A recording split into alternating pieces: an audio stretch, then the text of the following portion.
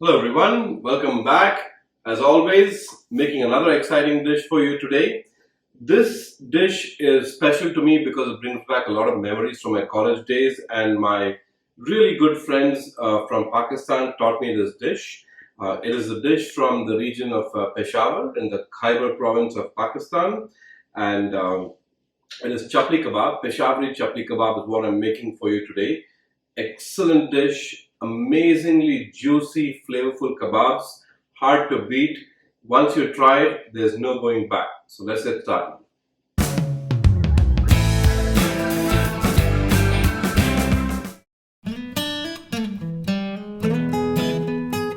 There are a couple of steps to making the perfect chapli kebab, and one of them is we need some dry spices that are already ground, but also some spices that are whole that we will coarsely ground. So here I have some ajwain or carom seeds, there's some coriander seeds, dhania, and also some cumin seeds or zira.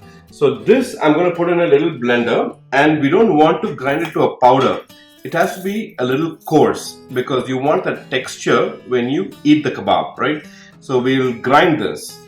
Now while this is going to go in the blender, I also have about half kilo of lamb. Now you can use meat of your choice, you can make it with chicken as well, but lamb is just so much flavorful, and you want to make sure you have meat that has about 25%, 20 to 25% fat in it at least, because you'll need that for the juiciness in the kebab. So to this, I'm going to add some finely chopped onion, and when I say finely chopped, I mean really finely chopped. So make sure you're up to date on your knife skills because you'll need them.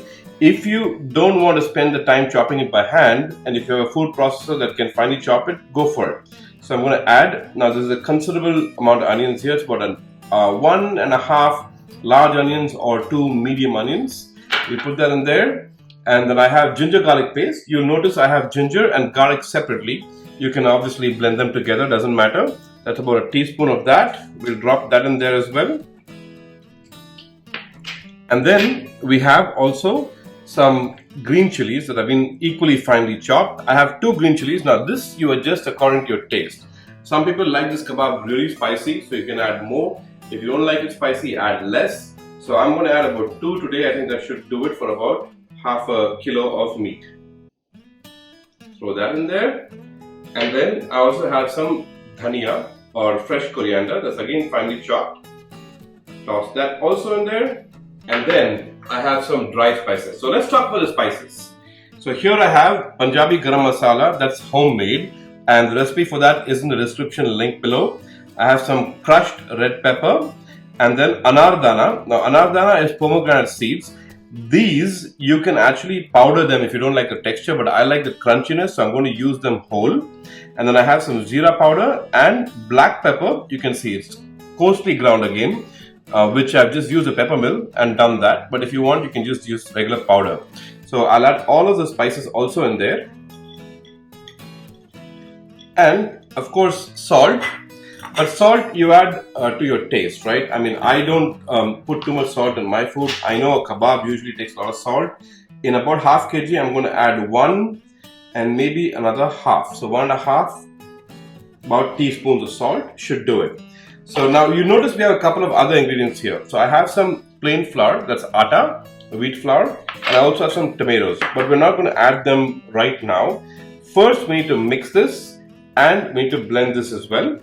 Here, take a look. This is what I want my ground masala to look like, just coarse, not powdered, right? That's why we did this separately. So we add that also in there before we add our tomatoes, and finally, of course, atta and then egg.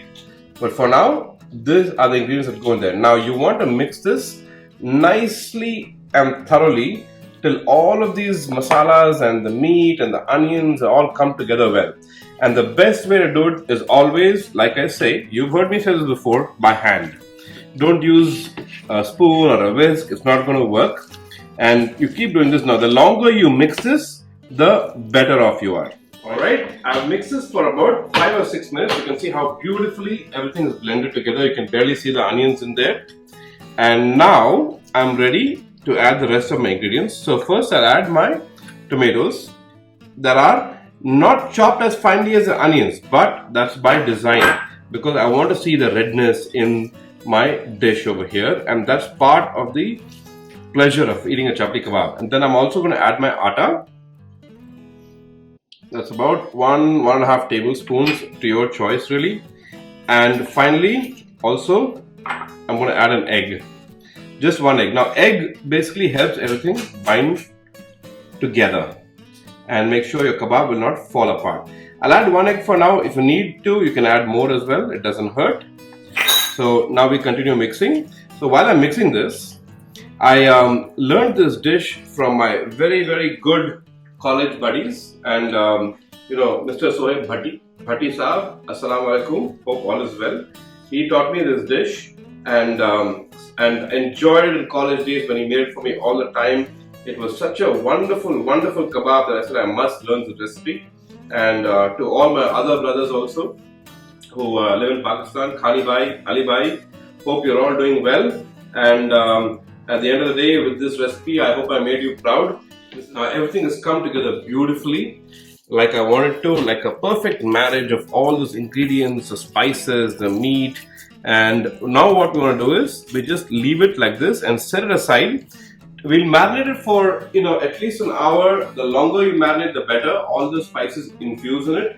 So because I don't have too much time, I'm going to do about 1 to 1.5 hours, and then come back and start frying these kebabs, and they'll be done.